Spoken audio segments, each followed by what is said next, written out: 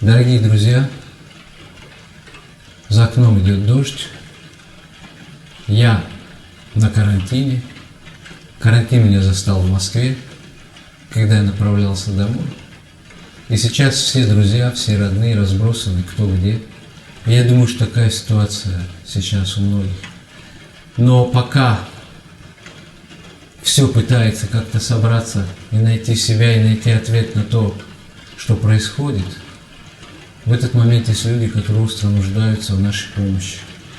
Поэтому вот это чувство, которое в нас сохранилось, вот это вот сострадание, которое у нас есть, и умение ощущать других, оно поможет нам сплотиться в единство для того, чтобы приложить все силы, чтобы помочь тем, кто сейчас остро нуждается. Всем сложно, всем трудно, но есть те, которые остро в этом нуждаются, прямо сейчас, в это мгновение. Поэтому давайте соберемся и обратимся ко всем. Это обращение ко всему человечеству, это не обращение только к таджикам или кому-то, чтобы мы все начали помогать друг другу.